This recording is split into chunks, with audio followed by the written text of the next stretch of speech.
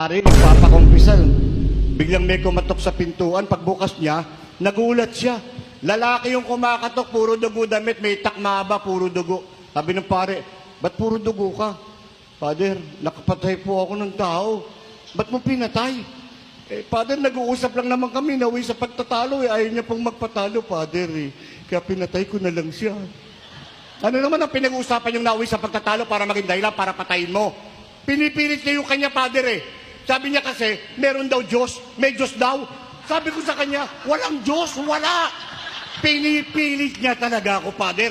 May Diyos nga, may Diyos. Sabi ko, wala nga. Ayaw niyang tumigil, Father. Pinatay ko na lang siya. Ikaw, Father, naniniwala ka bang may Diyos? Sabi nung pare, dati. Bakit? Kung sa inyo nakatutok yung palakol, maninindigan kayo? Ha? Kahit ako sabihin ko, chismis lang yan. Tatago na ako sa kumbento. There are tests of faith. Kapag dumaraan tayo sa mabibigat na pagsubok, alam naman ng Lord na pinanghihinaan din tayo ng loob. Dasal ka ng dasal, wala naman nangyayari. Yung isang bata, si Totoy, magpapasko kasi sinasabi nitong parish priest, sumulat kayo ng prayer request at ilagay sa ilalim ng kama ng baby Jesus at sa Pasko makukuha nyo kahilingan nyo. 3 taon sumusulat si Totoy, Dear Jesus, bigyan mo naman ako ng bisikleta sa Pasko. Love, Totoy. 3 taon sumulat ng bata. Wala naman dumating na bisikleta sa 3 taon. Dahil sinabi na naman ng pare, sumulat kayo. Hindi na sumulat si Totoy. Ba't ka pa susulat? Wala namang nangyayari. Pero nagsimba pa. Nagsimba ng Pasko. Tapos ng misa, nagpunta rin sa Belen. Lumingon-lingon. Nung walang nakatingin, kinuha yung ribulto ni Mama Mary. Nilagay sa backpack. Tapos sumulat, Dear Jesus, pag hindi mo ako binigyan ng bisikleta, hindi mo na makikita nanay mo kahit kailan. Tandaan mo, huling babala ko na ito.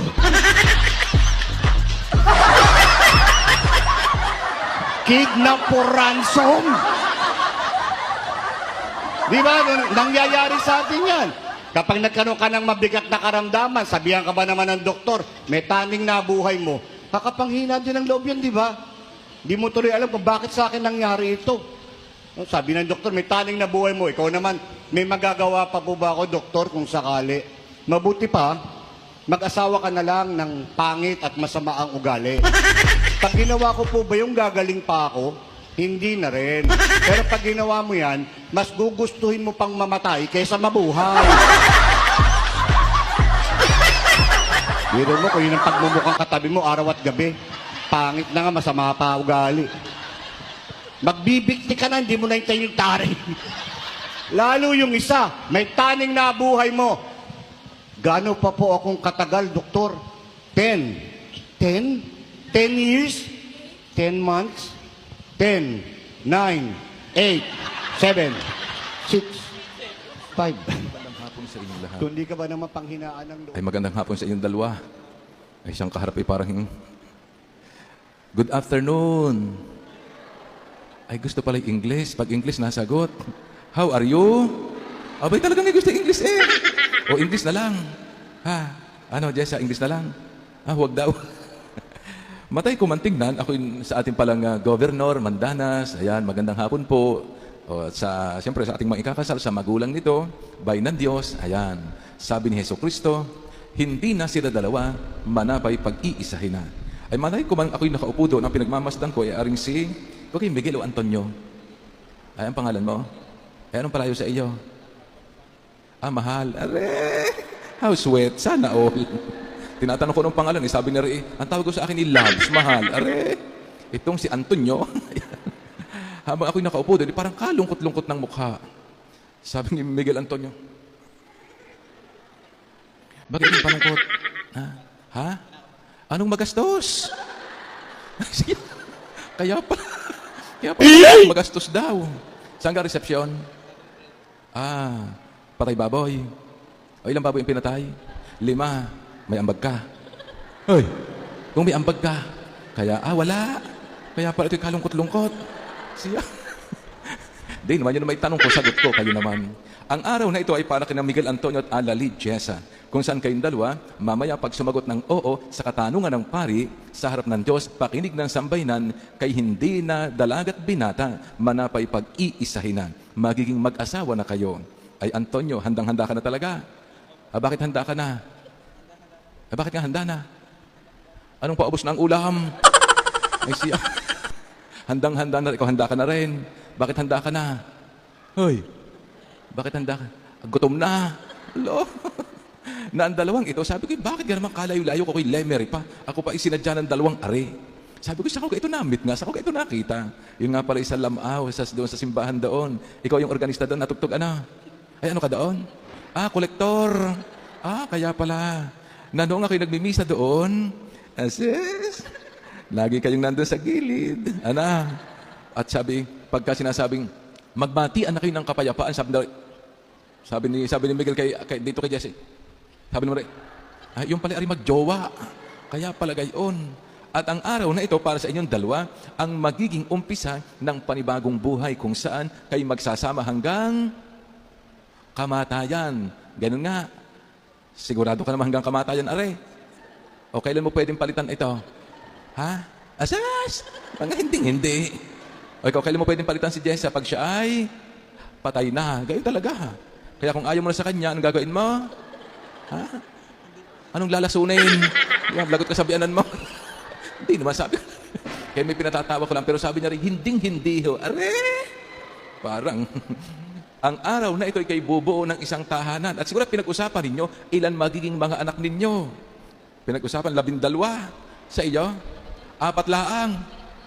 Ay, ibig sabihin, saan ka kukuha ng 8? Pwede kang pumaig-ari sa... Pwede kang pumaig-ari na sa iba kukuha. Ayun, gagawin mo. Gusto ng 12, ay 4 laang.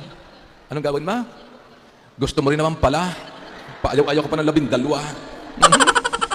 Ilan man ang ibigay sa inyo, Antonio at Jessa, ipagpapasalamat sa Diyos sapagat ang mga supling ang biyaya ng isang tahanan para sa inyong dalawa. Kaya kayo magsusumikap. Ikaw naman ay, anong gagawin? Anong gagawin? Anong gagawin? Kung siya magsusumikap, ang gagawin mo? Anong magdadayet? Hello? Di siyempre, ang pinagsikapan ninyo, inyong pagtutuwangan. At ang biyayang ito, di siyempre para sa inyong ay pag-iisahin na kayo. Pero hindi madali iyon. Bakit? Kasi sinasabi na ang pag-aasawa daw isang sakripisyo. Katulad ni Jesus na unang nagsakripisyo, ibinigay nga ang kanyang buhay para sa atin. Kayo rin dalawa magsasakripisyo. Bakit? Kasi yung mga bagay na gusto nyong gawin, ngayon kayo mag-asawa na, hindi na po pwedeng ngayon kasi kayo may kapartner na isa sa alang-alang at marahil may mga anak na huhubugin at palalakihin ng may kabanalan. Mga minamahal na ikakasal, sana kasama ng sambayanang ito ay patuloy kayong kalugdan ng Diyos. Maging tapat lagi sa isa't isa. Sa makatut, ikaw, Antonio, huwag nang titingin sa iba. Sa kanya na lagi. Ba't ka ang tingin mo sa kanya gayon na laang? Kasi siya ay, asas. Kinikilig naman ari. Kasi maganda raw si Jessa. Bukod sa maganda, ano pa? Anong malusog? Ito talagang taong ito. Pangita na nga, sinasabi pa O, tawa ng ina. Ikaw naman, Jessa, ba't siyang pakakasalan mo? Kasi siya ay, mapagpasensya raw, ay sa laki mo ngang iyan. Isang bigwas mo lamang itilapon, are. Kaya pag sumikapan ninyo, na lagi ay alalahanin yung kayo nagsusuyuan. Sapagkat darating ang panahon, wala namang perpektong mag-asawa, nag-aaway din ang mga iyan. Hindi ka nag-aaway din kayo, ana. Ang lalaki ay umimik Yun lang gayon Nag-aaway din kayo, ana. Ba't ang mga babae, oo ng oo, ang mga lalaki ayaw? Ano minsan pinag-aawayan ninyo? Asweldo, pag hindi ka nga nagbibigay sa kanya, mag-aaway nga kayo. So, ibig sabihin talagang wala namang pamilyang perpekto, laging dumadaan diyan. Subalit kung paano nalampasan ito ng inyong mga magulang, yun din sana, Jessa at Antonio, ang inyong pagsusumikapan.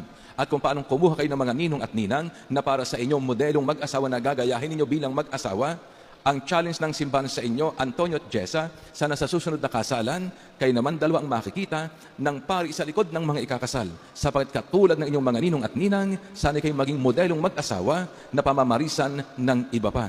Huwag kayong mangamba, kaya kami naririto aming ipagdadasal na ang bagong yugto ng buhay niya ito bilang isang pamilya, aming idadalangin sa Diyos na ito sana'y maging maunlad na mag-asawa, pamumuhay na isang pamilya, busog sa pagmamahalan at higit sa lahat may maigting na pananalig sa Diyos. Ngayon pa lang tanggapin yung aming pagbati sa dalawang pamilya, Pamilya Herta at Pamilya Cañedo na ngayoy pag-iisahin na. Congratulations, tatayo ang mga ikakasal, mga magulang, ninong at ninang tumayo, sindihan ang mga kandila, igagawad natin ang sakramento ng pag-iisang dibdib.